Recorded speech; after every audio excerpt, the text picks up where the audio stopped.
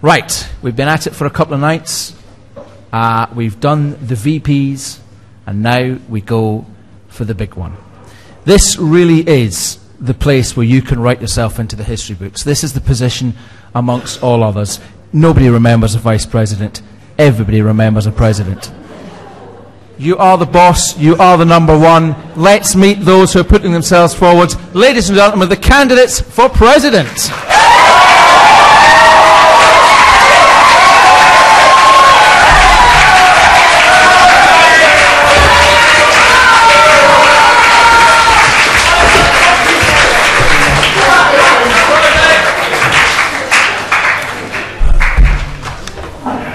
Right, lots of comment from the room, lots of comment online. Let's have a bit of a debate going.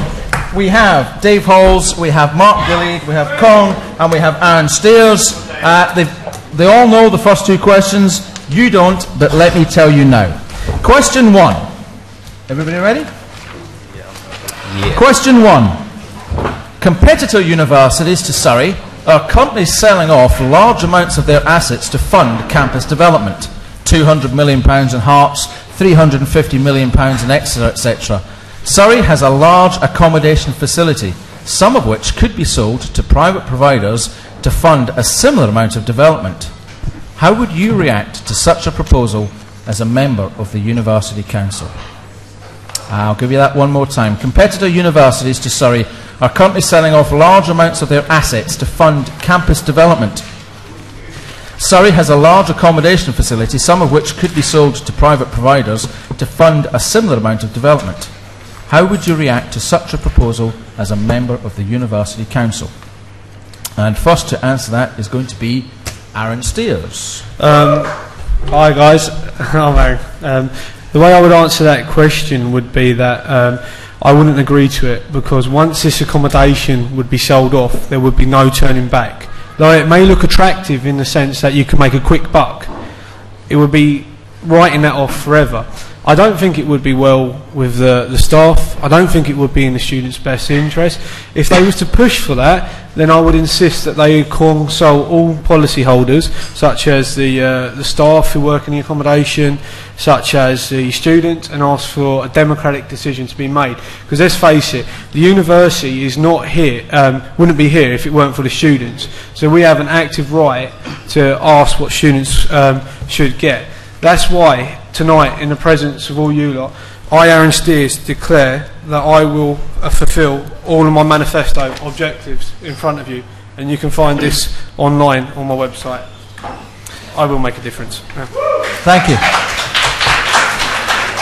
Cuong. Well, first of all, as president, I need to ask myself how this will affect students themselves. If I understand the question correctly, it will entail that some of the accommodation on campus will solely be provided by private accommodation.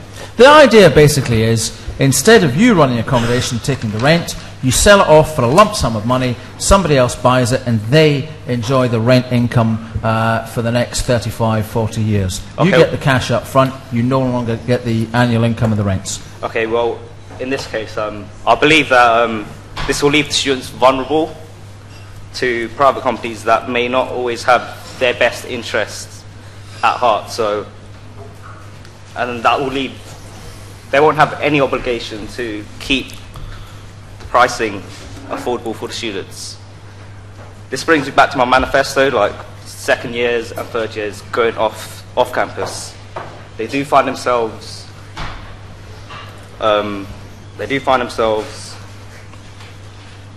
dealing with like exploitative landlords and private providers. Yep. So, however, if this deal does go through, then what I need to do is to put down stiff regulations in place, ensuring that this does that the pricing bands remain the same as it is now. Okay, I do have to stipulate this is an entirely fictional question. Please don't think that there's that I know something that you don't. Thank you very much, Cuong. Dave, let's move on to you. Hi everyone, I'm Dave Halls. I would, as with these guys, I'd be against the university selling off the accommodation block. This might be a fictional problem, but it's one that could potentially come on the cards at some point. The University of Surrey is very heavily in debt. It's the most indebted university in the country, barring possibly one or two. Selling off the accommodation blocks is quite a short-term fix to a long-term problem. You'd get a short-term cash flow of however many £1 million, with which you would then sell off the rights to all the accommodation income. Any debts you still have still need to be paid off, and you now then lose that accommodation income to do so. This is something that's happened at Reading University. They sold off part of their student village. That gave them quite a big short-term income. They now have zero control over the rents that are paid by those students. They've rocketed at Reading. That would happen at Surrey. This cannot happen.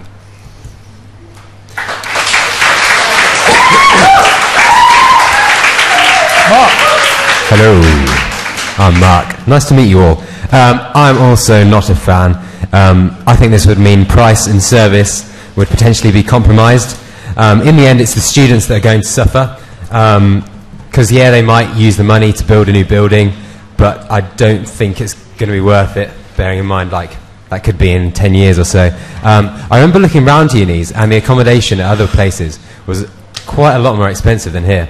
So, yeah. Thanks very much. Okay, question 2.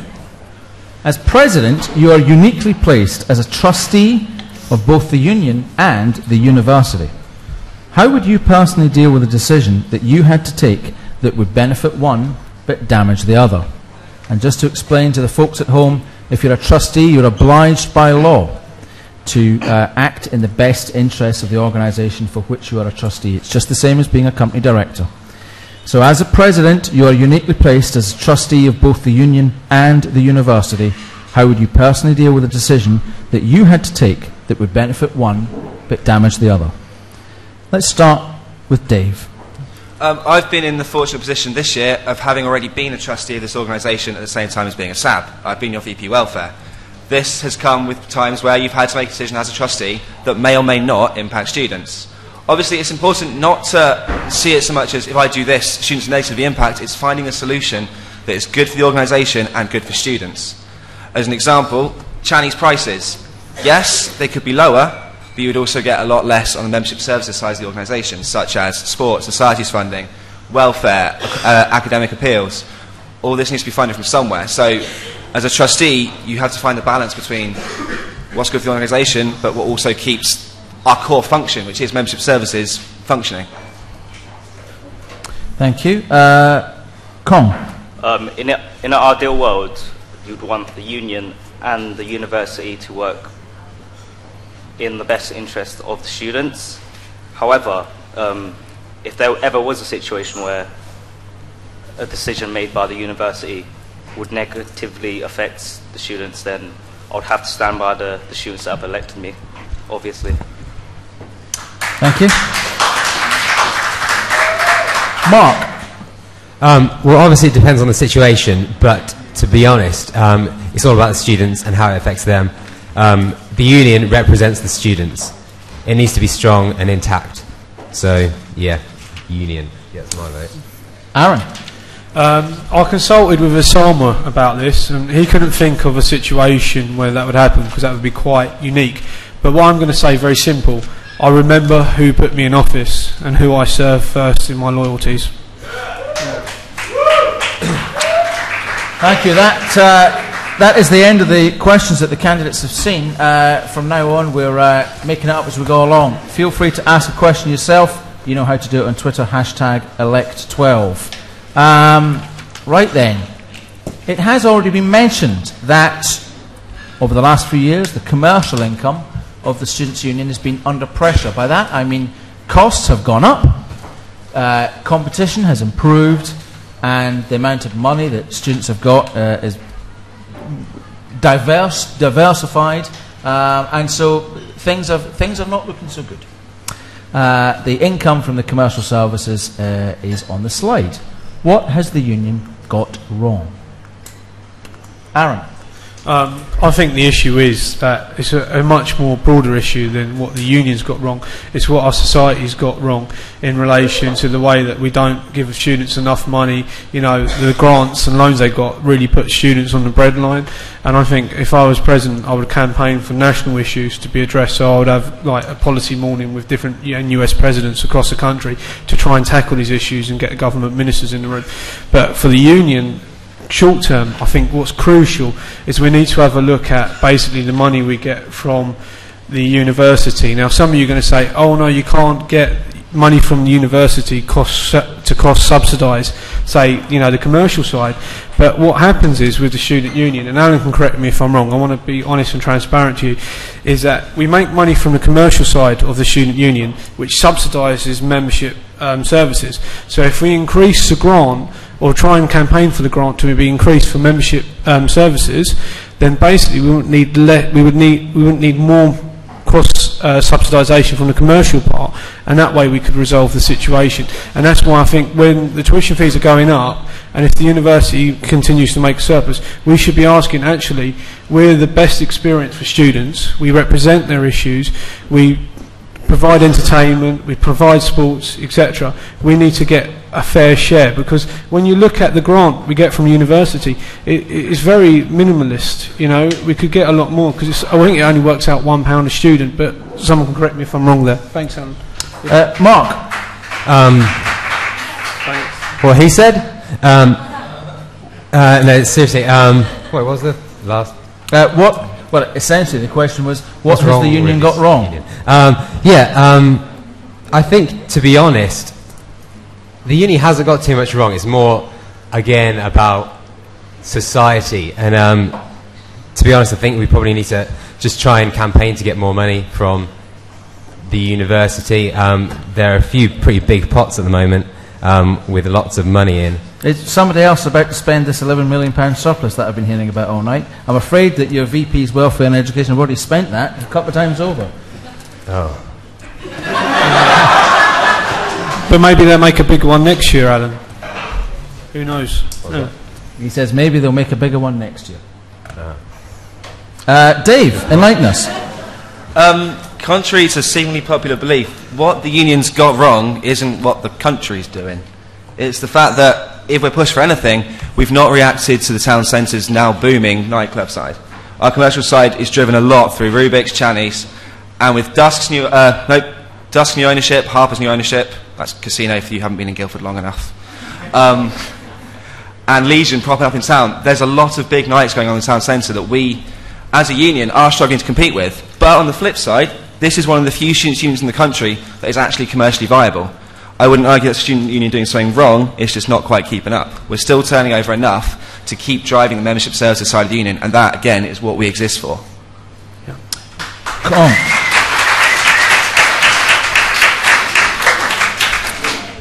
What I think the uni's done wrong with this is I don't think the students...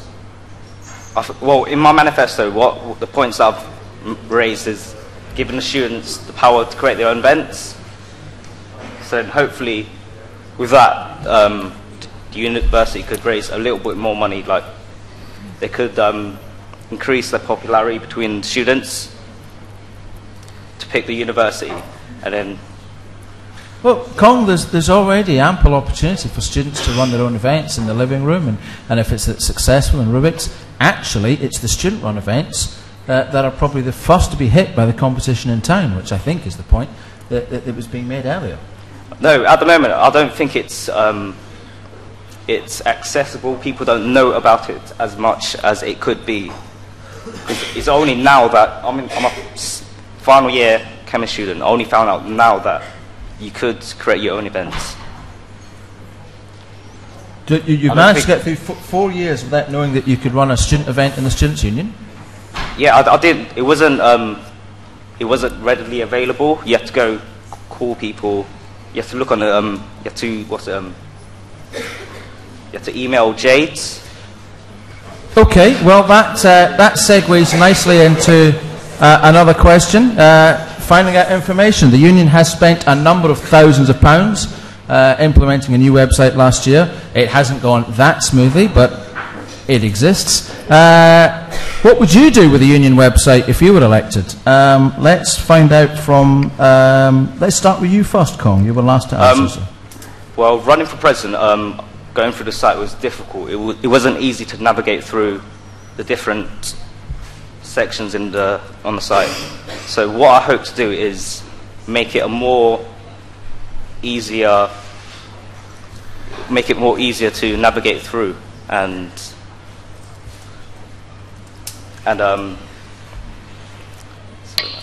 No, that's fine. Take your time, John. Come on. Just make it more accessible. Okay. Arran.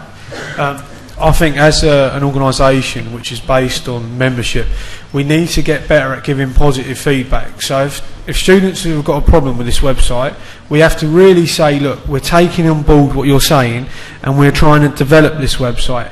Maybe we need to have a forum like this, maybe monthly or every 2 months, so that students can keep on bringing issues and holding us to account, because there is problems with the website. But I've listened to what Alan was saying, that it's come a long way in a short time, and there was some serious problems getting this website sorted out with it being on a university server. So we just really need to make sure that students are with us in the programme. Every step of the way we go through, we need to consult them. We need to make sure that if they've got problems with something, that we're listening to that and we're trying to adapt that constantly. And that's what I think we need to be doing. Better communication between both the student union and you, the students. That's what I'm standing for. Mark? So basically it just needs to be used more, I think, because all the facilities are there, but it's just about getting it used by all the students. One of the things I put in my manifesto was about having a whole new, fresh approach. Like, obviously it's the new website and whatever, but I think it's kind of the image which needs to change a bit as well. So I thought about having a calendar with loads of events on. There are lots, but it's just people don't use it quite as much as they could do. Thanks.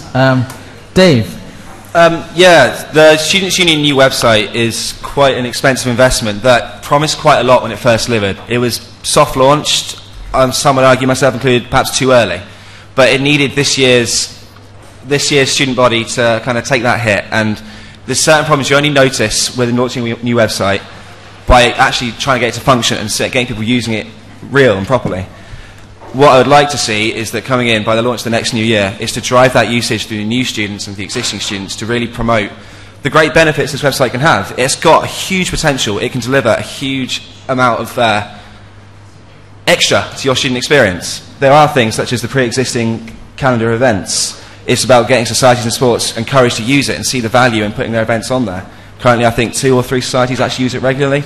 If we push all 140 of them put together, that really drives the incentive to get on that website and see what we can offer. Likewise with ticketing, eventually getting that through the website will drive a huge amount more traffic, and we can really release that potential that's within it. Okay, we've spoken an awful lot up here. I'm very keen to hear what you've got to say down there. We've got some hands up in the air. We've got him. We've got this, chat with a camera and a hand. I'll leave it up to Jamie to decide.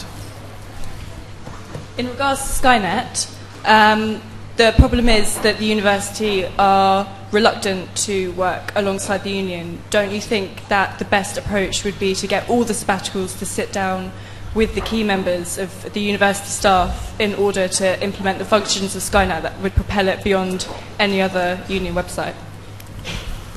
Anybody else like to make a point? We've got Ollie and Mike at the back, and this... Sorry, Jamie, there's a chap here that...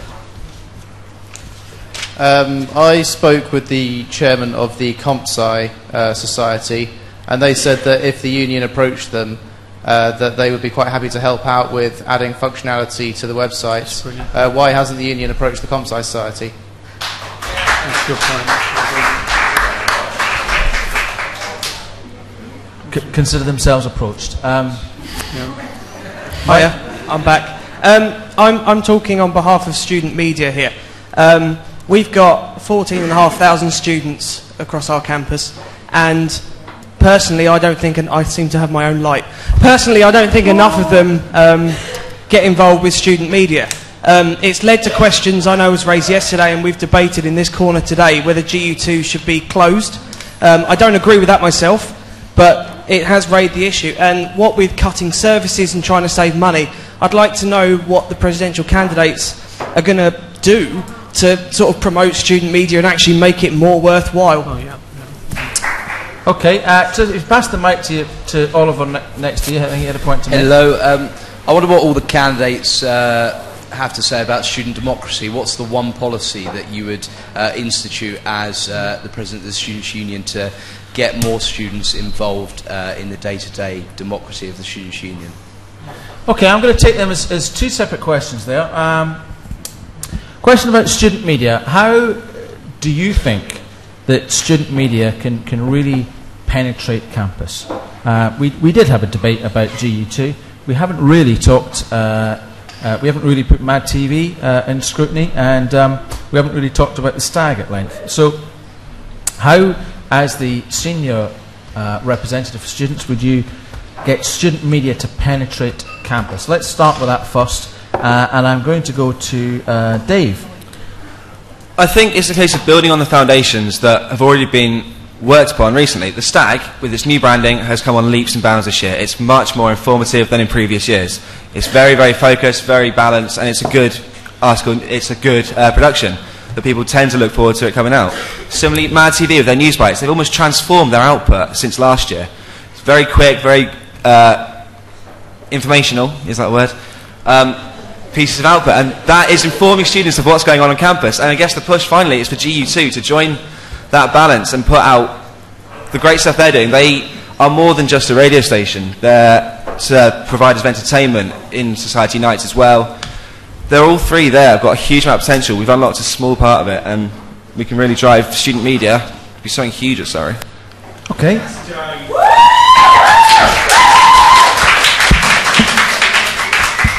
Mark, tell us about student media.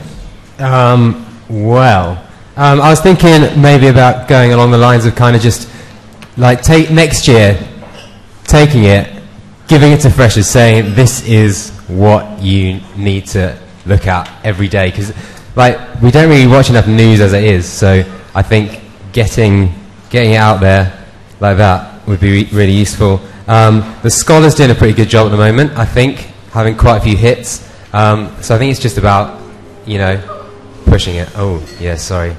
Stag people. I believe there may be some friction there. Cuong. Right now, I think Stag have done a really good job. Like, I do read it. For the past years, I haven't paid any interest in that. What I think the union could do to increase people's interest in the publications and GU2 is to add an incentive, so sort of give away prizes, something like that. Like if you listen to GU2, you get free tickets to whatever. We do that already. Oh, they do that already. It's not. We give away flight tickets every Friday and citrus tickets every Wednesday. They give away tickets every Friday and citrus tickets every Wednesday. It needs to be advertised. It needs to be advertised. Okay, thank you. Oh, thank you. We're going to hear from Arran now. I'll tell you what makes this university great. It's the volunteers within the student union. It's the people who work in Stag, GU2, Mad TV, stage crew, who give hours upon their time, week in, week out, to make a better community. And I feel that passionately, cutting GU2 is not the way to go, you know. We need to use... Sorry, 1 second, Arran. If I can ask them, please, to keep the noise down. I know who you are. I know where you live. Cutting GU2 is not the way to go. Like, we're in a modern world, yeah, and we need to interact with the students in every form. Old-fashioned way, through newspaper, online newspapers, be it on the radio, on TV. We need to do all of it, you know, and it's important. And I'll tell you there's a golden rule in politics. You either borrow, you either cut, or you raise, yeah? I'm a president who's not interested in cutting. I'm a president who's certainly not going to be borrowing. I'm going to be a president who's going to raise so we can put more money back into the student community.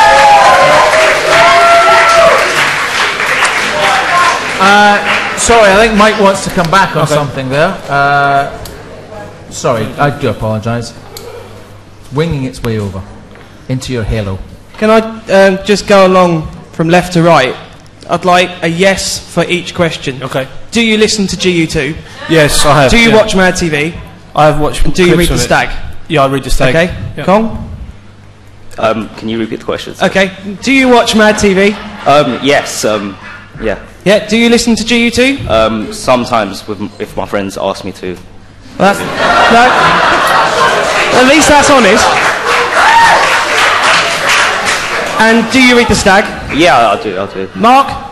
GU2's alright. Oh!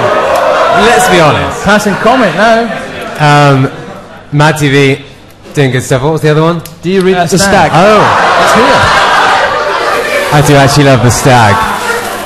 Genuinely love the Stag. I write for and read every edition of the Stag. I'm interviewed every week for Mad TV and watch every output, and I'm in the process of getting my own show on GU2. So it's a yes.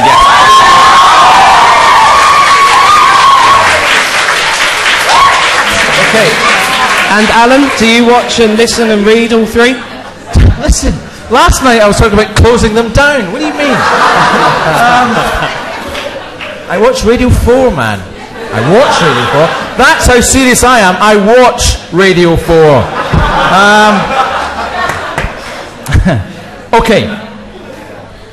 Hopefully, everybody in the room will have seen our campaign that we've been running over the last few weeks, and it's going to continue through the rest of this year, about how you can make a difference, how you can stand out. It's all about being a leader, not a follower. Don't be a sheep. We have got... We've got 15,000 students here. Now, we're really proud that over 3.5 of you will hopefully vote next week. That's a really great turnout for a students' union. But that still means that over 10,000 students are not taking part in the elections for their students' union. To be a strong and legitimate union, you have to be an inclusive and active union. So, I want the candidates to tell me how they are going to engage, enthuse and activate the students on this campus. And we are going to go to Cuong first. Going around campus last Wednesday, asking the freshers about if they know who's running for presidency, who's running for VP Sports. No one had a clue. Asked them why, they didn't know. To be honest, all of them said they didn't really care. They didn't know what the union was at the time they moved in.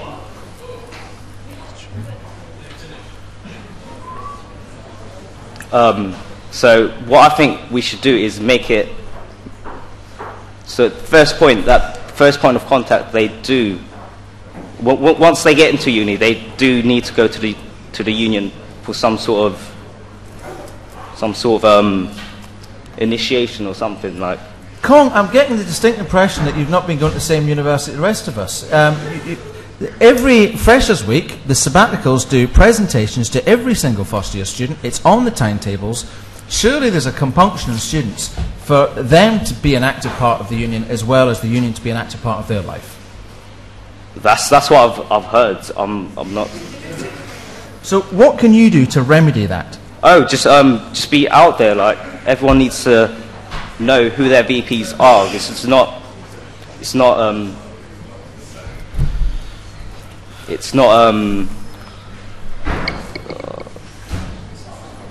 okay. Dave, fill us in. Yeah, as Alan's mentioned, every Freshers' Week, the sabbatical team go out and talk to every single new student who comes to Surrey. That's a pool of 4,000 people. But that's where the contact ends. it's important, if we're going to maintain that enthusiasm for the Students' Union and drive, really, this involvement that we really want, is to make sure that we're seeing these students repeatedly throughout the year, rather than say, hello in Freshers Week, come find us when you want us. We need to make sure that students know what we're here for, what we stand for, what we do for them, what we can do for them, and really build that relationship from the very early days of being here at university. Okay. Mark? I think we need to get people involved right from the start. I tried to do this thing last night where I put gaffer tape all over uni. I got very told off today for it. I just wanted to make the campus colourful. I wanted to get people really curious, just to see what was going on, get people curious in the elections. I'd want to do that next year. Like, for example, one thing I would love to do, have a big paint fight somewhere. Make a massive piece of artwork out of paint, the people fighting with paint. Something... Oh, okay, Mark, let me widen that out. Do you think that we should be allowing posters in these elections? Not necessarily posters, no. I think people should try to do new stuff. Like, be different. Okay. Not a sheep! Arran. Not a sheep. Well, I'm certainly not going to be a sheep here. I'm going to be a bit radical. And the reason why students are apathetic, because year upon year you have people coming up on the stage saying, vote for me, I'll represent your issues, I will defend what you are. But they shouldn't be coming on the stage. They should be saying, these are the issues, I know what the problems are, I'm going to deal with them, this is my action plan to deal with them, yeah? Because unless we change the way this institution works, it will just keep on recurring, and students will be worse off for it. And that's why I want to be in a movement for change. I want to make this institution where we look at each other and we say, what can we do to improve our society and fight for it? Let's get the facts, let's get the problems, let's go and sort it out. Instead of saying, oh, I'm going to do this, I'm going to do that, we should say, I'm going to do A, B, C, and this is how I'm going to achieve it. That's why with my manifesto, I've really made a 14-page document to really make a difference, which outlines what I care about and what I'm passionate about. If you believe in social justice, stand with me. I will make a difference, because it's important that we fight for all of us to get the best deal from the union and this university. Thank you. Can I just, Alan? Dave?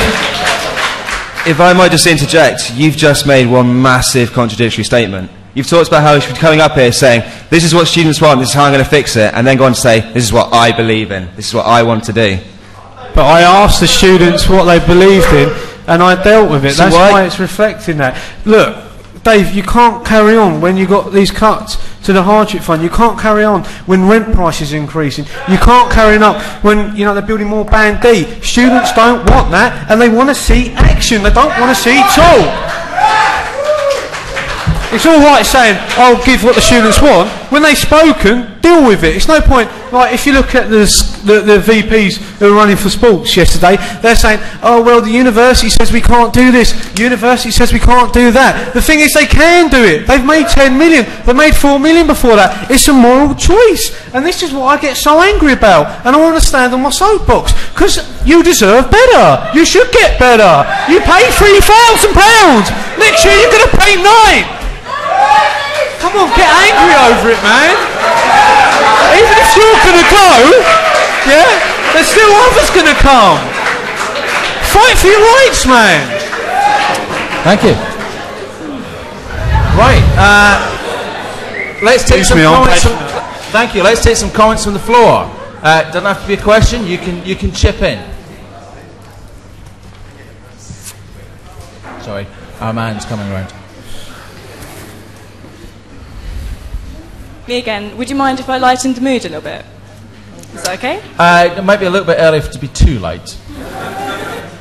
I tweeted it earlier, and lots of people retweeted it, and I wondered if I could ask a question.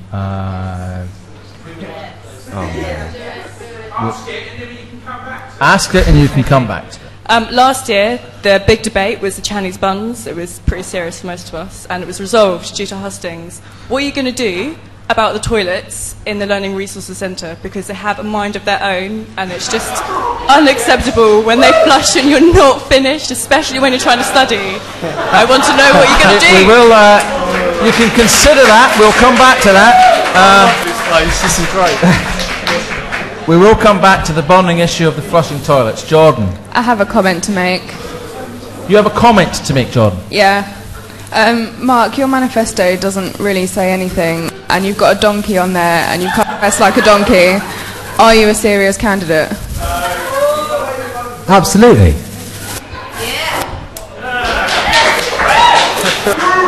Great. Any other? Jack, wait to say something. Hi guys. If you get elected next week, you would have been given a mandate. You don't need to go out then and ask the students about everything, specifically about the stuff on your manifesto. I want to know how you're going to lead students and make student policy and project that policy onto the student body. Very interesting viewpoint. If you get elected next week, that on the manifestos that you've written, you won't have to go out and ask the student body once again. That has already been passed. How do you then take the student body with you on the manifesto points that you've placed? Bear in mind that I'm afraid to say probably most students will vote for somebody else rather than the candidate wins, which is the normal outcome of an AV voting system. Let's just take another point at the back there, and we'll come back to these. Oh, sorry. Hi there. I've noticed some of the big unions that you've spoken of, such as Leeds and Manchester, quite successful unions, probably one of the best in the country. They don't actually have union presidents. So would that mean that we shouldn't have a president in our union to become more successful, just like the other unions have done? Every other candidate has had to justify their position this week. I suppose it should be no different for the president.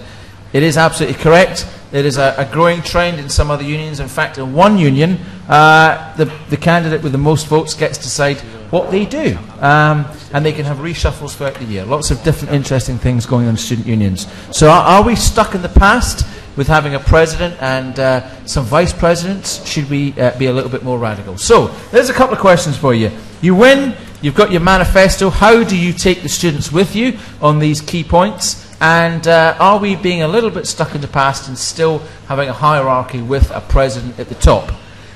If that's all clear, we will begin with Mark. What's the first one? The first one is you win. You've got your manifesto passed through. Yes. How can you take the students with you on your manifesto points? Okay, well, as highlighted by this lovely lady over here, my manifesto was pretty bullshit. I wrote it pretty quickly. I just wanted something really, really quick to read. I decided to go for this quite late, not going to lie. I think basically I want to rethink half of my points. But to be honest, the one thing which I want to do is just refresh the union. Because some people have said this before, but it's like a tight circle. I think it really needs to be opened up, bring in other people, get people interested. Mark, we've got to probe you on this a little bit, because actually in the nomination guide it specifically highlights that manifestos which talk in woolly language about asking people what they want generally doesn't mean a lot to students. When you talk about refreshing the union, what specifically do you mean? I want to refresh the union kind of branding, so the whole image of it, but not just the image as in physical branding, but how people see, how all the new students, how all the students see it and how it can get used. So how do you think students see the union? I think often they don't really know what goes on. I think the union's got a lot to offer, but I don't think, as in terms of how, if you have a problem with something in one of your lectures, you can go and talk to the union about it. You can go and talk to your representative, but in the end, if you do have a problem, you can still just go to the union and that will help. So I think it's about finding, the union has a lot to offer, so you can just go and talk to you. Okay, and do you feel we're right in carrying on with the position of president? Yeah, but it's, again, this kind of, let's get students involved, see what they think. I don't think students necessarily at the moment get that much of a say in what they do. So I think it's a good idea, obviously, because you need to have someone in charge obviously that's been proved with a lot of kind of societies everywhere. You do need to have somebody in charge, and if you win, you'll get to know me very well. Cuong. If you as a student don't feel that there's a definite role for the president, because many people don't really know what the president actually do, then we should work together not only to define what you feel the president should do, but also what more the president can do for the students. And if you feel that the role of the president is just a figurehead, then an absolute, then let's shake things up and then not have a president. Okay. And how would you take the students with you, with your manifesto points if you won? Yeah, we'll just read that, sorry. So you win. You're then allowed to do what you say in your manifesto. We've got students coming who are first-year students. They haven't necessarily seen this. How do you then take them with you and get them to support you in what you've done? The point that Jack made is you don't have to go and ask the students again to do the things that you've already said you're going to do. Well, first of all, as soon as the freshers do come in, I'll sit down or have a talk with, not all of them, but just make my voice heard, so on Facebook, whatever, and just ask them, is this what they want for the next 3 years here? Okay, great. Dave? Okay, President, I'll start with that one first. What works at Leeds, as we mentioned earlier with the coverage of these elections, doesn't necessarily work for Surrey.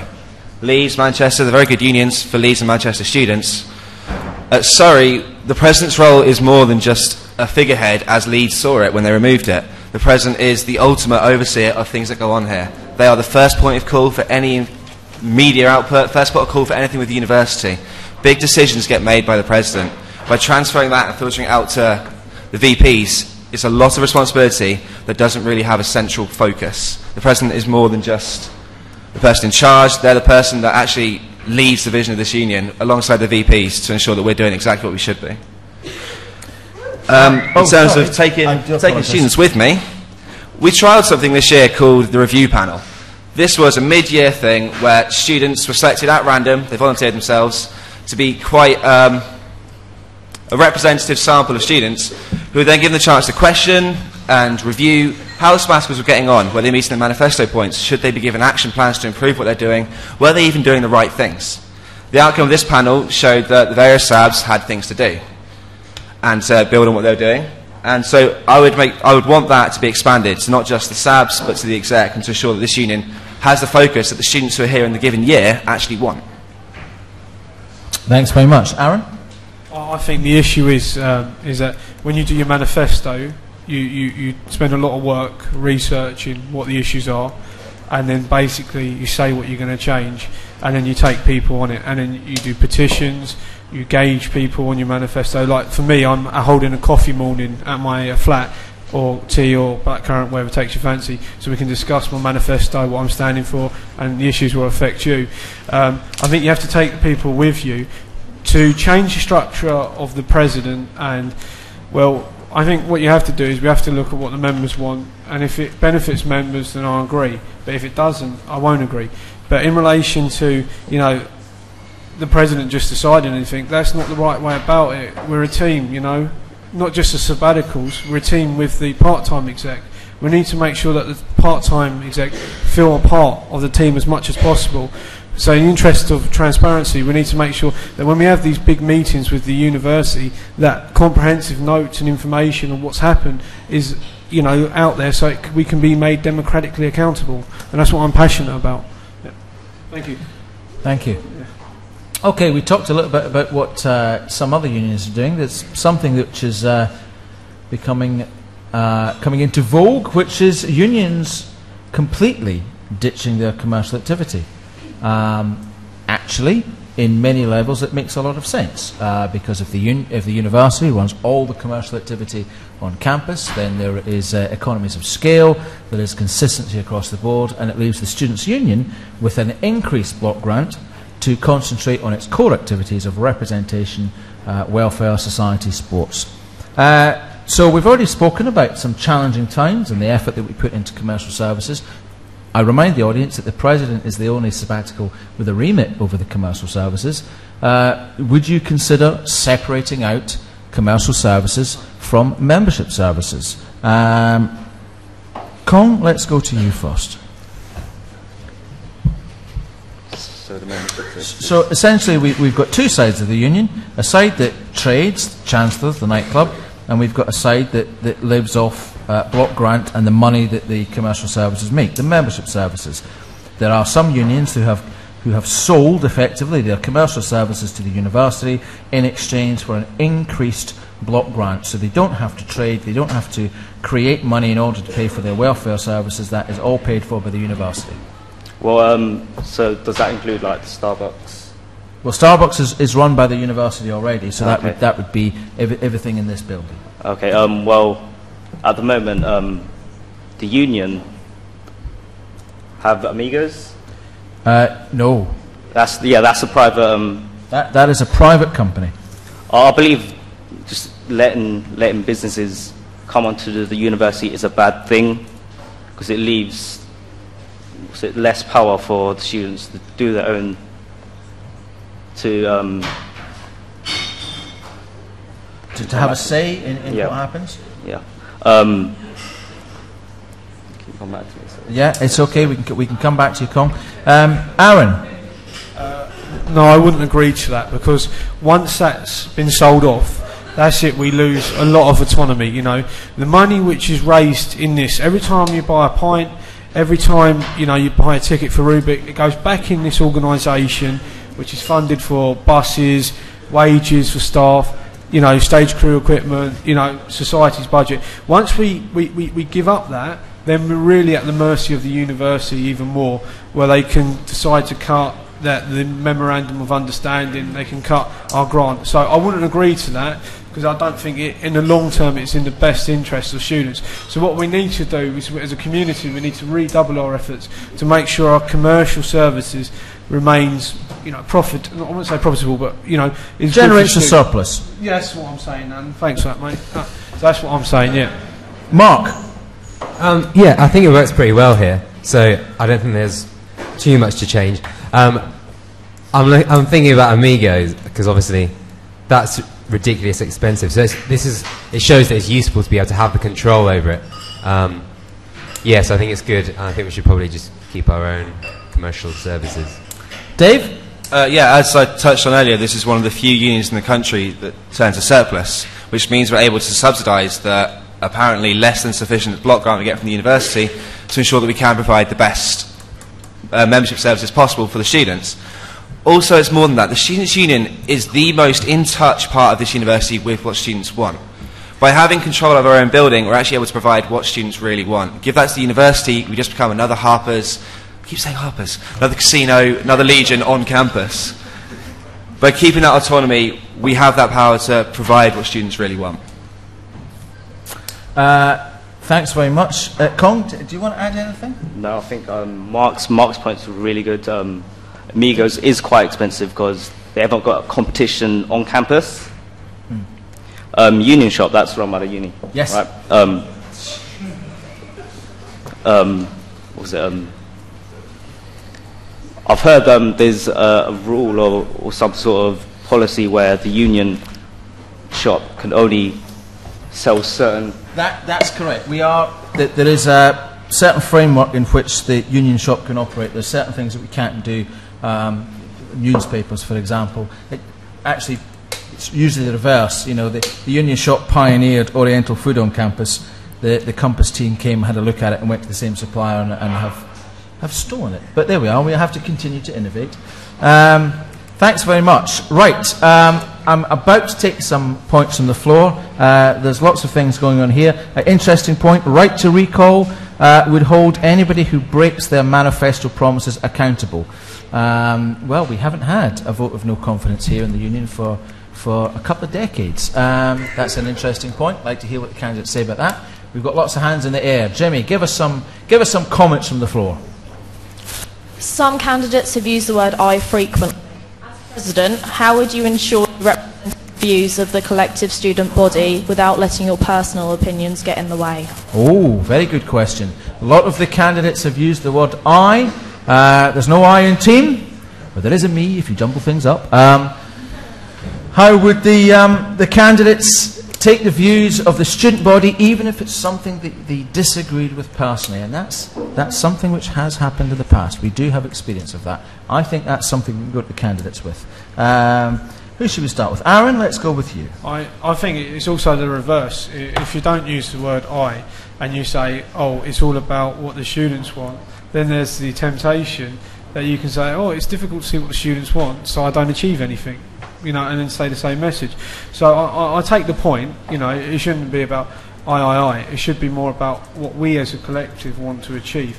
But then we need to figure out what the issues are for that collective and do that. That's why when you're elected, you should be democratically accountable. So you should regularly make statements or, you know, video, film, webcam, you know, write detailed notes of what you're doing, and then be willing to come and speak to students on a panel like this regularly and justify this is what I'm doing. So if the candidate has got it wrong, then they can turn it around and say, actually, this is wrong. But you know, you have to have something to believe on, because if you don't believe in a better society, or if you don't believe in issues that affect students, then it's pointless us being here, because nothing's going to change, and that's what I'm trying to stand against. Thanks. Dave? The fundamental point of my manifesto is to make Surrey yours. This is your university, it's your union. It should be the best that you can get for it. I think if we're not providing... Oh, thanks to the 1994 Education Act, this Students' Union exists for you. If we're not doing what Surrey students want, we should not exist. That should be the overriding driving force of making sure that we're doing what Surrey students want, and we keep to that. Can I suggest? Carry on. But we've heard this year in, year out, yeah? What do Surrey students want? What do you think they want, Dave?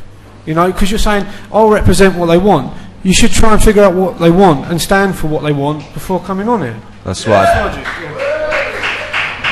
If you read my manifesto, you'll see that's exactly what I'm doing. Hang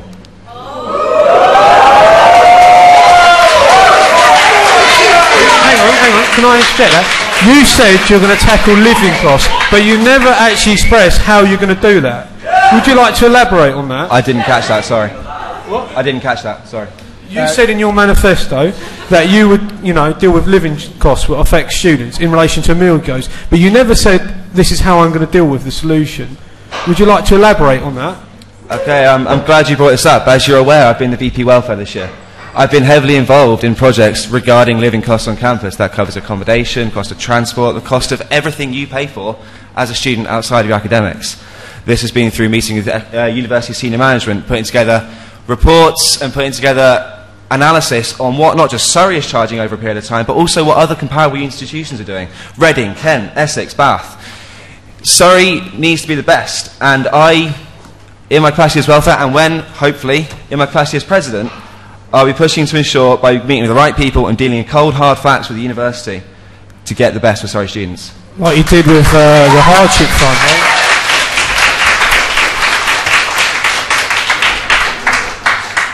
Okay, Mark? I'm a bit of a utilitarian. Is that right? Yeah. So I think that, it's all about helping the students, as many. If I didn't believe in something personally, and all the students said, "No, we want this," then I think, to be honest, like, it's the students' body, it's the union, the unity of the students. So yeah. Cuong? The question there we're talking about, a lot of the candidates have been talking about I, and how would you deal with an issue that maybe you personally didn't agree with, but it's something that the students wanted you to act on? Well, I'm not here for myself. I've been elected. If I am elected, it's not because of my views, it's because of everyone's collective views. So I don't think that'll be a problem. It will be straight students' voice. I'll be projecting that myself. Great. We'll take some comments from the floor now. Somebody reckons that you'll make a great boy band up here, the four candidates. Very good. Let's have some comments from the floor. Jamie, what have we got? Oh, we've got somebody who knows about being a president. Just to challenge you guys, what if the students decide that the good way forward is to give free alcohol to everyone? What would you guys do if that's what the students wanted? Okay, run that by us again. If the students asked for you as the president to give free alcohol, free entry, ticket, Rubik's, etc., what would you do and how would you deal with it? Would you go with the students or would you go with what's good for the organisation? Right, this is a very important point because it's the point that you will come up against the most when you deal with a university. The argument goes, if you ask students what they want, what happens when they tell you the wrong thing? And that is the point that Sam is making there, if I'm correct. What happens when the students turn around and say to you, we don't want to pay £5 to come into Rubik's, we want to pay nothing. We've paid £9,000, we don't want to pay any more. Okay, Mark, let's start us off with you. Well, that's ridiculous. But that might be what they want. Yeah, I've changed my mind about being a utilitarian.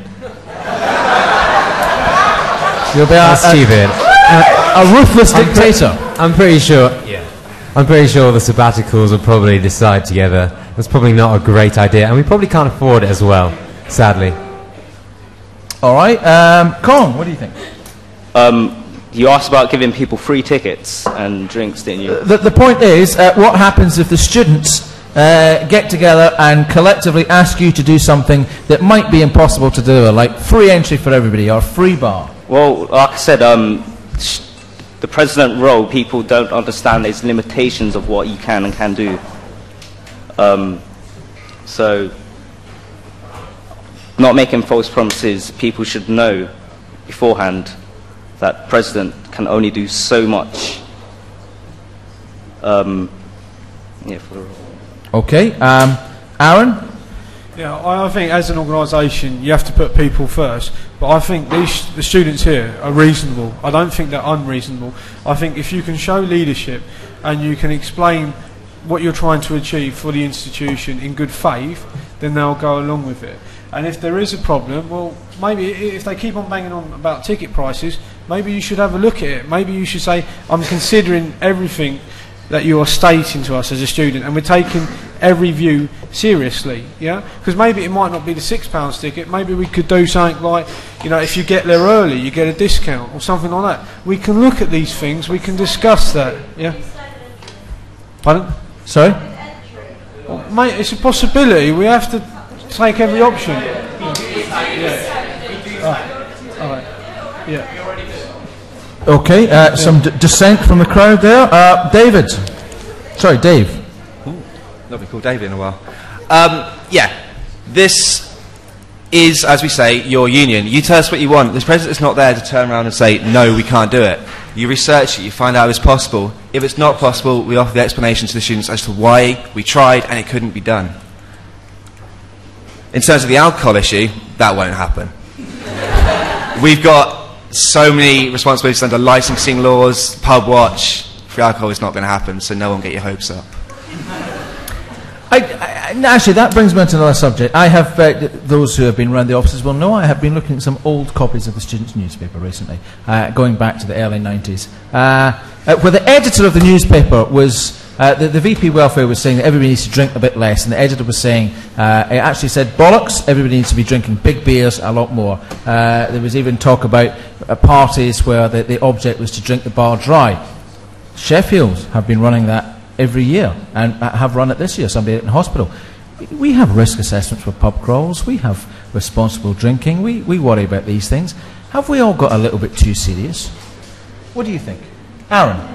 I think we have to be serious about these issues because it affects so many people, and I think our policy in terms of drinking times and stuff like that. I remember going up to Citrus one night with a fencing match, and I was buying like maybe 5 different beers for all my friends, and the girl thought that I was buying it for myself, and then she gave me a glass of water, and I respected her for that because she was taking her job really seriously and caring. So I actually believe that I don't think we've gone too far, but I wouldn't want a situation where we have a game like Drink the Bar, because I wouldn't personally go into that, because I'm a married man, I've got a kid, I've got responsibilities, sort of thing.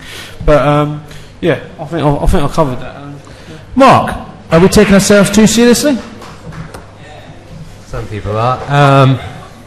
I think there's kind of enough things to stop us from going crazy. You know, we only have Rubik's open twice, well, 2 or 3 times a week. But yeah, I think sometimes we take ourselves too seriously. Paint fights on Pats. It's going to happen. Cuong.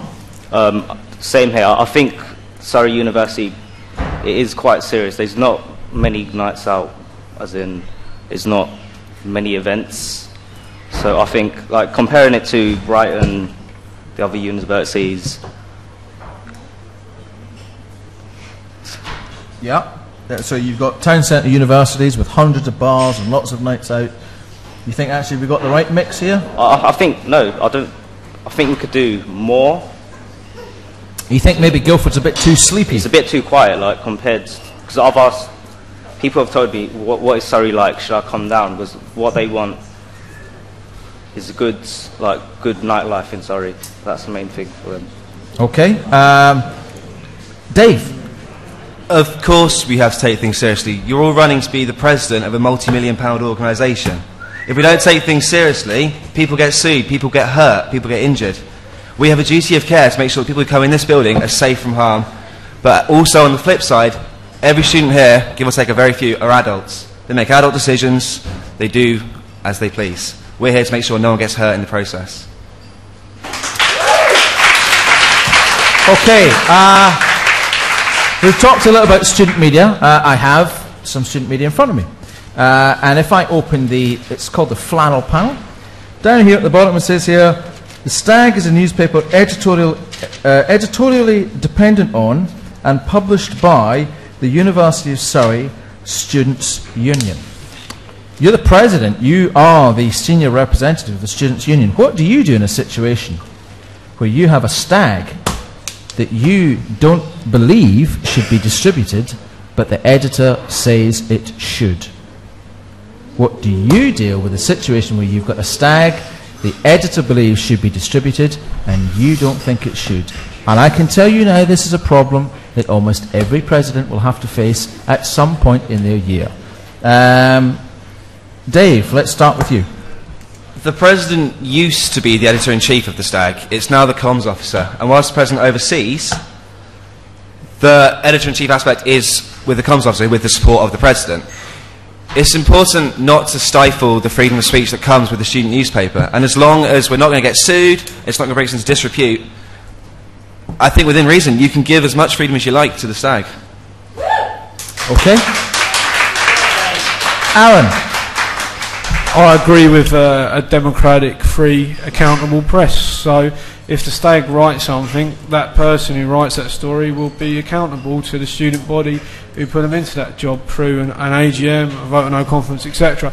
If it was really crucial, what I would do is I'd probably get all of the executive officers around and try and explain why I'm doing this, not because of my own personal gain, but for the benefit of the institute and the good of the student union, and then I'll try and get that person on board.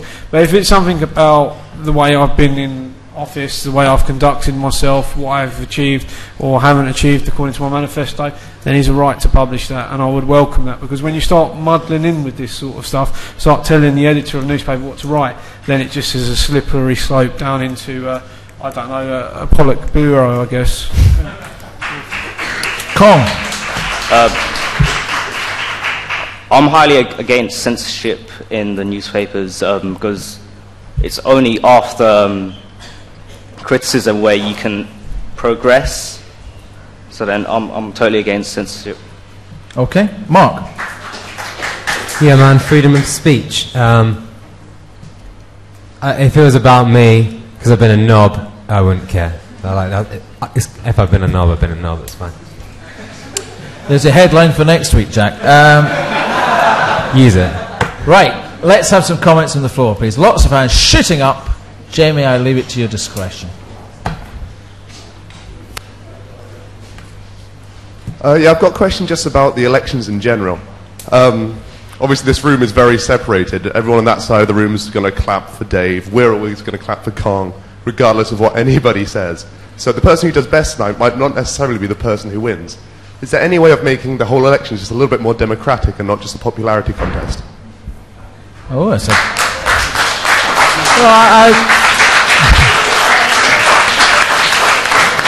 I have to challenge you there.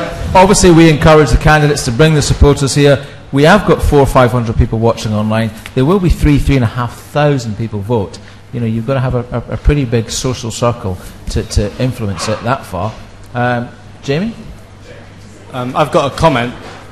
Looking at some of the manifestos, some of the points go into the remits of other officers, such as vice presidents. How would you make sure that you're not going to step on anyone's toes? Especially, for instance, Arran, I see your manifesto has a lot of VP welfare points on it. Yeah. How would you make sure that whoever gets elected VP welfare has the full freedom within that role to do what they want to do, and not necessarily what you want to do what you want them to do for you? Fair question. Yeah, good point. Okay, so if your manifesto crosses over into another VP's remit, how would you be able to work with them and not stand on their toes? Should we take... I'm interested to take some points, some comments, not necessarily a question. If anyone's got something they want to say. Imogen? In regards to the elections being popularity contest, sorry to bring you up, Dave, but last year I think quite a few students could say that they were surprised that Dave won, because in regards to the union and the students who surround the union actively, he wasn't well known, but through a solid campaign and a well thought out manifesto, he won. So popularity contest is completely irrelevant. It's about your campaign. There we are. Jamie, we've got some hands up over there. Just to check, was that self-promotion there? Was that self-promotion? Was that self-promotion, as in she's saying how Dave did a great thing? It's really good that, you know, you did your thing. If she thinks that, she is allowed to say that. Brilliant, brilliant, brilliant, brilliant. What I want to say is that you're talking about first years when they come. You want this to be democratical. You want people to feel like part of the union. What's funny with the way I said democratical? Would you like me to spell it?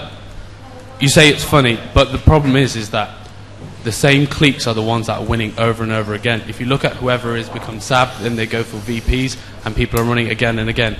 How would you ensure that you get the most diverse range? And what I mean is people that aren't part of societies, aren't part of anything, how will you ensure that you get the most diverse candidates as possible? Okay, let's put that to the candidates. That's a good question. This gentleman here believes that the union is continually run by the same clique, that it's a small circle of students that have their hands on the levers of power, we may say. And how would you break that open to the wider student body? There's your question. Let's go to... who do we go to? Let's go to Mark. You were last, or you can go first. Well, I'd like to be allowed to put gaffer tape up. Then I think I could probably access more people. I lost that point. But do you agree with the premise that the union is run by a clique? I don't know. I can't. I think it's hard to judge that. Okay, let's help the candidates here. I want to see hands in the air. Those of you who believe the union is run by a clique, put your hands up now. Those of you who believe that every student has access to running the union, put your hand up now. Well, that's a majority in the room believe that it's open out of a clique, but we've got some people here that do believe that. Cuong, would you like to comment? I do think the university is run by a clique, because if you do look at, say, GU2, the newspaper as well, they're all run by a certain group of friends and course mates as well. So you'd never get to hear the other voice of the union or of the university. Oh, okay. Dave? Yeah, sorry to use myself as an example again, but I think it's actually the essence of the democratic process we have here. Last year, I was running against the current union chair, a well-known member of union bar staff, which arguably is the biggest clique you have here. I ran, I had a strong campaign, I had good manifesto points, and the democratic process that is these elections saw me as the winner. That is proof of anything that anyone can run this place. We put a lot of effort this year into Nominate Now, which is encouraging people outside of the inner circle of union people to put themselves forward and be running in the elections. Like, Mark, would you have considered running without the Nominate Now campaign? Cuong, would you have considered running? No. Had we not put that effort into encouraging so many candidates to run, we wouldn't have had the biggest ever turnout of candidates in union history this year. That is as democratic as you're going to get. Arran?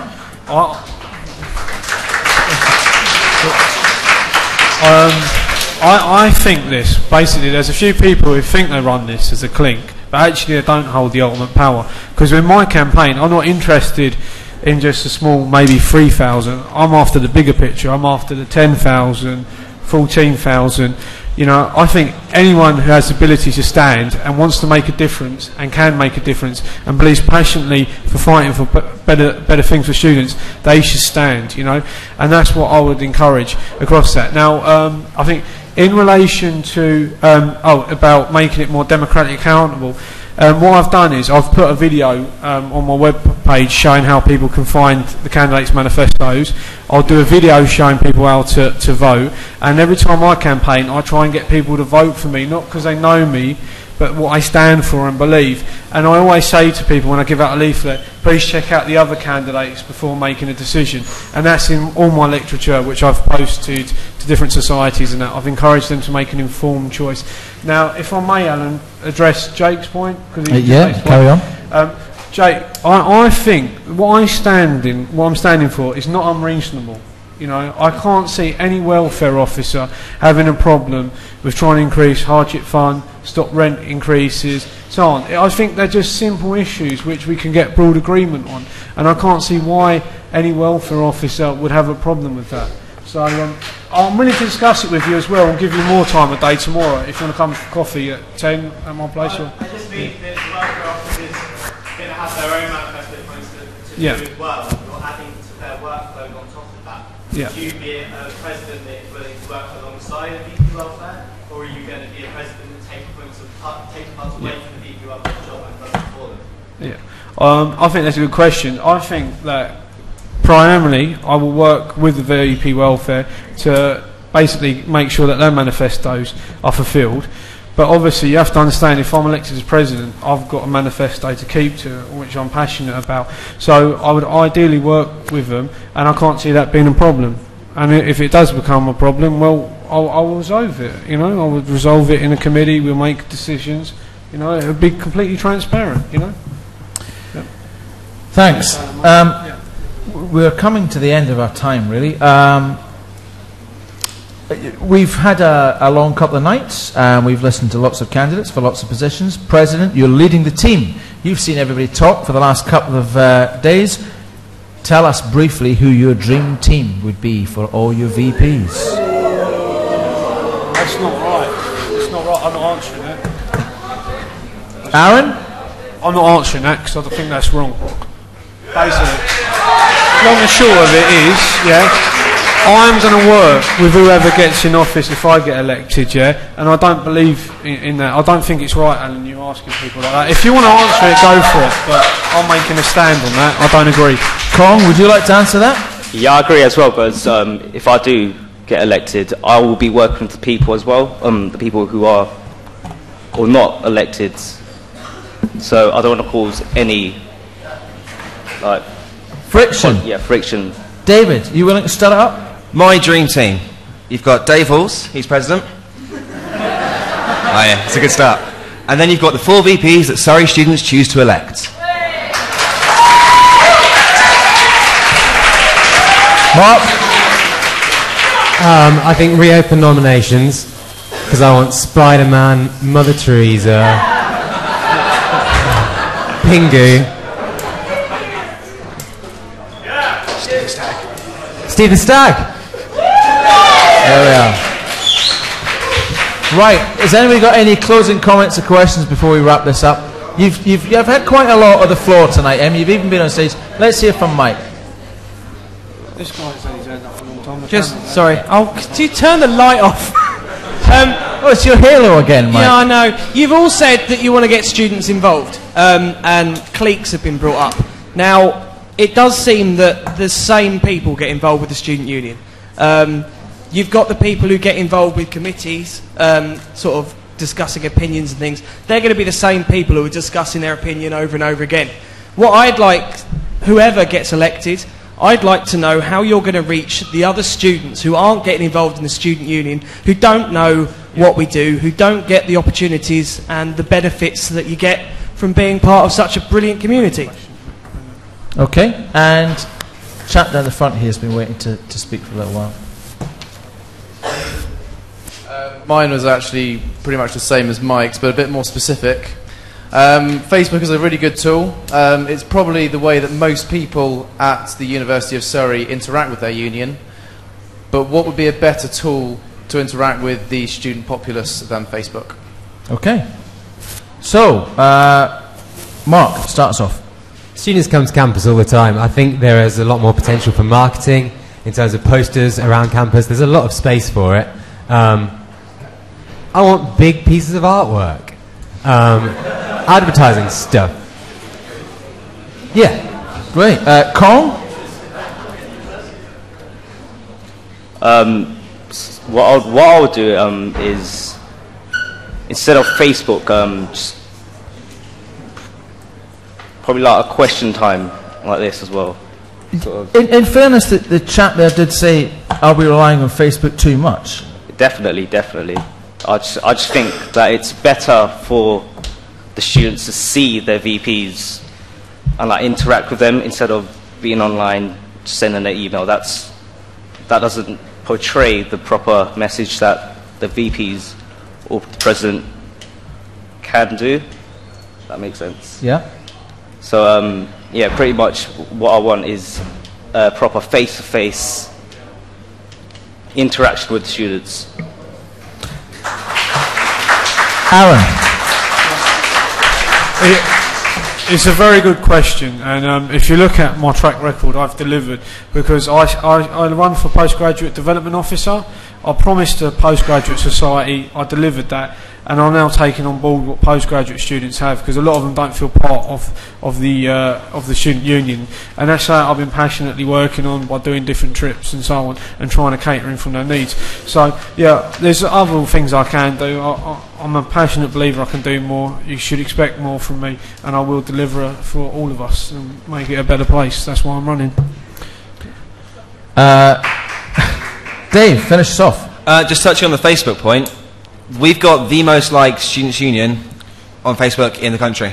Whilst it might not be the ideal tool, for us at the moment, it's the best tool. And I don't see any reason to change that unless we have something better. And at current, we don't. In terms of Mike's point, yeah, we're a community, 14,500 students here at Surrey. Everyone on this campus, be they distance learner, non-distance learner, postgrad, undergrad, home student, foreign student, they should all feel as welcomed and part of this community as they want to. Some students actively choose not to be involved with their students' union. They might only come into us once during the whole uni degree when they need a bit of help with an academic appeal. Others might never leave the union building. It's about being there for these students when they need us, however they need us. Great. There's quite a few hands. I'm going to leave the final word to Osama, and then we're going to go to a yes/no. I hope you've all got a yes/no, haven't you? You haven't. So the previous candidates have run away for them. I can write it down. Would you mind relying on thumbs up or thumbs down? Oh, there's one over here. There's one over here. Okay. Osama. Okay. Just a couple of words of advice from the current president. As if you do get elected, and if you do have some points in your manifesto that you do that covers or fall into other people's remit, I think the best thing to do is to actually work with them and see how you guys want to achieve these. Because at the moment, I'm working with Dave on achieving stuff for welfare, with Trung for sports, with education, with Sam, and we are a team at the end of the day, and we deliver on what students want. Thank you. There we are. Some words of advice from the incumbent president. It's been a great night. I think you'll agree. Our four candidates for president have not disappointed. It's been a lively debate. Sorry? I said I hope not. It's been a lively debate. Our pundits will round things off for about 5-10 minutes for the viewers at home. There's been a great debate online. We'll edit this up. You'll be able to see this in the next few days. And of course, you'll all be voting next week. Please tell your friends, and I mean physically tell them. Please don't just rely on a Facebook update or something like that. When you're at your lectures, tell your friends. If everybody out here told 2 people, then there'd be 3 times as many people voting. I don't know. Ask a mathematician. But in the meantime, it's time to turn to our yes/no question. Oh, is it going to be GU2? Is it going to be door staff? Is it going to be toilets in the LRC? I'm going to ask the question, and then in 3 seconds you'll turn round your yes or no. Presidential candidates, if you were elected in, would you promise to implement the living wage in the Students' Union? In 3, 2, 1. Ladies and gentlemen, that's our candidates for President. You've been wonderful. Vote next week. Thank you. Good night.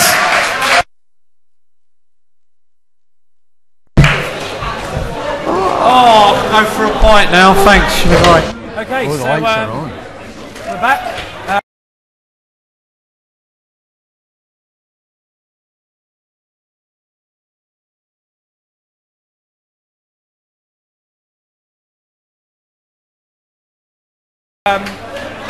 I think that was possibly quite an enthusiastic debate with some interesting characters. Thank God it was livelier. It was the best one of the mile. Thank God. You consider to be your definition of best. Yeah. So we'll go to Steve first. Steve, what did you think? How did it go? There was one standout candidate for me, and that was Arran. Now, he might not be the most popular kind of guy with, a young electorate, but he knew what he wanted. He's got his principles, he made that clear. He's got a clear manifesto, a detailed manifesto, and he said to people, okay, I've got a manifesto, you can vote for the manifesto. And he was kind of criticised for that by some of Dave Hall's supporters. But I've seen candidates like Dave before in student union elections. The sort of guy who will stand up and say, well, I don't really maybe have any real sort of principles. I'm sort of responsive to the students. We've seen candidates like that before in student union elections, and I don't think it's right to criticise a candidate like Arran who's standing up with a clear manifesto, and they were going to either vote for it or they don't have to vote for it, but that's democracy. We had a lot of debate tonight about democracy, accountability, but that is democracy and accountability. You stand on a manifesto and they will vote for it or they can reject it.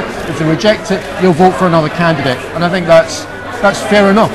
Do you both agree, or? Well, I have to say, in terms of the substance, tonight's debate, the substance in terms of the manifesto, Arran Stears is the clear standout candidate by an absolute country mile in terms of the research that he's done behind his particular policies and the thought that he has put into those individual policies. But what we have to take into account is that actually what students at this university want. On the other hand, you have Dave, who, in terms of his presentation, in terms of his willingness to engage with students, he's also a very impressive candidate. So, in terms of the substance, I think it's very clear that Arran wins out because he has a very, very detailed programme that he's asking people to vote for. But in terms of the person that might relate the most to the student body here at Surrey, perhaps Dave Halls has it. Can I just say that I think that some of the personal attacks on Arran via Twitter by presumably supporters and cheerleaders of other candidates are a little bit distasteful and a little bit inappropriate. Some people are trying to say that it's inappropriate for a father or for a married man to be a student union officer, which is total rubbish, of course. And if, as a union, you're committed to things like equality, it's nonsense to suggest that somebody who's got parental responsibilities is unable to hold down a position of office in an SU. That's inappropriate. Ollie? I took a slightly different... Sorry. Sorry, I just called you Ollie, but carry on. It's okay. I won't be too offended. I took a slightly different look on the process tonight. I thought, as well as it is that Arran has a well thought out manifesto, I'm not sure if the sports were the correct ones. I'm not sure, you can do as much research as you want, but if the research isn't of good quality, it doesn't make it good research. So I think, first of all, like Ali said, that the students at Surrey are not necessarily responsive to the type of politics that Arran Stears wants to put down their throats. I'm not necessarily sure that Arran Stears' reality is quite where it should be. I'm not quite sure there's the money available to do the things that Arran Stears wants to do. I don't think he's thought through the consequences of shifting that money. You know what? It's absolutely brilliant. It's absolutely brilliant how elections work at this university. The one moment that a candidate puts their head above the parapet and says, "These are my ideas," we say, "These are the wrong bloody ideas," and you put them forward to it. He has a clear. He's put those ideas before. No. Did he not put those ideas before? You know the circumstances behind his previous presidential election campaign, so let's not get into that one tonight, eh? He has put clear research into his manifesto, and he has substantive ideas. And what happens at this students' union is that as soon as somebody puts their head above the parapet, we've got the snipers lined up to take his head. It's not the snipers, it's democracy, Oliver. That's fine. You can't criticise the guy for putting forward ideas. Let me just interject. I criticise the realism of them. Of course I can. That's the point of politics. Can I just make a point about realism? You know, it's not the job of a student union representative to manage the university, or to actually even necessarily worry about what is realistic or not realistic from a university perspective. It's the job of a union representative in any kind of context to critique, to criticise, and to make demands, which have to be reasonable demands, but to make demands on behalf of the membership. But I don't think it's necessarily an effective negotiating strategy if you're going to pre-select or try and predetermine what you think is realistic in terms of university finances or the university politics. As a union negotiator or a union representative representing the interests of a body of members, one always has to be mindful of what is politically realistic, and one always has to pick one's battles. That's just good politics. But I don't think it's the job of a union rep standing for election to say, you know, I don't consider that to be realistic, or I don't think the university can afford that. That's for the university to decide. It's not for the union rep to decide. I disagree with that because I think the ability of them to now sit there and choose which battles they're going to pick shows a lot about their judgment and a lot about their reasoning. And if they pick the wrong battles now, they're going to pick the wrong battles as the president. But have we seen any evidence tonight, on the basis of the debate that we saw in tonight's hustings, that any one candidate has got a better ability than other candidates to pick battles? Leaving aside the donkey guy, because obviously he's got particular talents in that direction. But let's just leave that aside. Have we seen any evidence tonight about particular wisdom in that regard? I don't know that we have, really. I think we have. I think from both Dave and Arran, we saw that there are things that they will do in the future that will benefit students. But I think they have clearly different visions.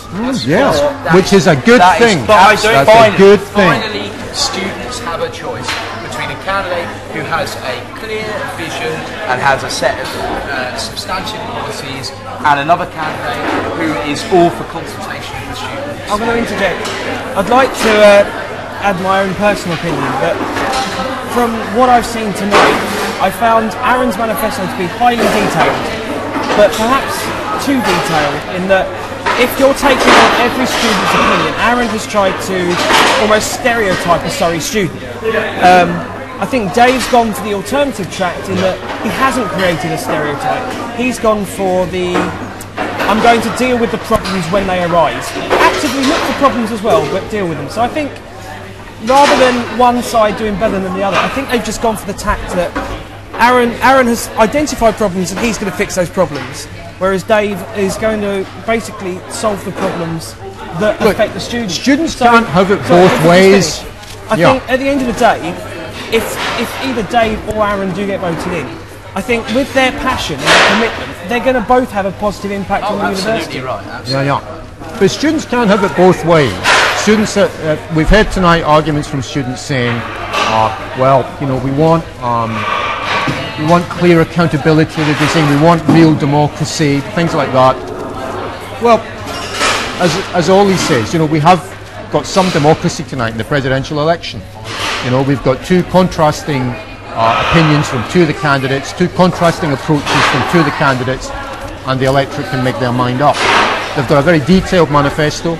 Some people will like that, some people will disagree with aspects of that, and they've got a manifesto which in policy terms is a little bit woollier, but they've got some commitments in terms of accountability and consultation with students. So there's a choice there, and the electorate can make their mind up. And that's what democracy is about. Hallelujah, we haven't had that probably in the 3.5 years So, bringing it back to the other two candidates, because obviously there were 4 candidates for president. I'd like your opinions on both Mark and Cuong's opinion on Cuong. I think Cuong will do very well in this election. I think Cuong will do quite well in this election, better than most people would expect him to do, because what Cuong will represent, and that's the questions we have, is that part of democracy that isn't represented in our students' union. He'll represent the voice that doesn't ever get heard. Now, whether or not we believe the left or the right wing of the students' union's voice gets heard, it does get heard every year, it does get manifested in some way, but what Cuong represents is that alienated student. He represents that person that doesn't believe that the union stands for him, whether it stands for him politically or not. He just doesn't stand at all. And I think the point about whether it's won by Greek or not is quite an important one that has to be tackled.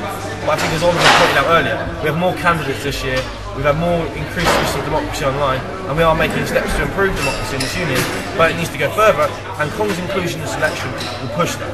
Did you not find that Cuong's performance tonight may have definitely put a dampener on his sort of appeal to the student population? Not necessarily, because I think it's accepted by students that not everyone has the articulate skills, not everyone has the charisma, but that doesn't mean they're going to be a bad president, that doesn't mean they're going to be an effective president, that doesn't mean they don't have the skills to master their job.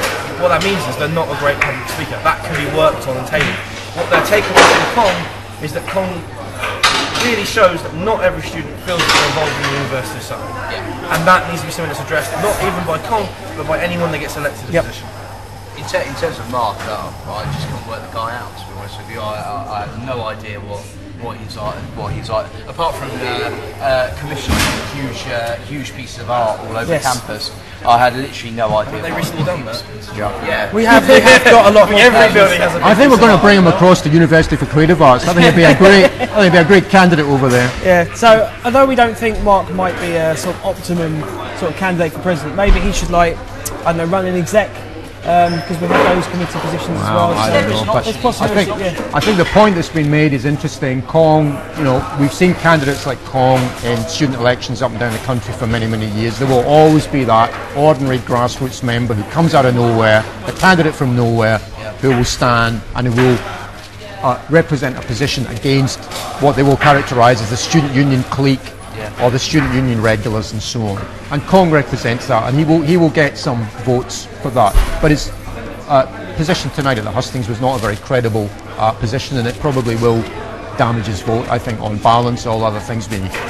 So, okay, well, for those people at home, if you're wanting to vote, voting closes on the 30th of March. If you're after manifestos or where to vote, you go to vote.usscu.co.uk. I'd like to thank Steve, Ollie and Jamie. It's been good fun, it's been a nice lively debate, and we hope you go out and vote. Thank you. Good night. Well done, chaps. That was good.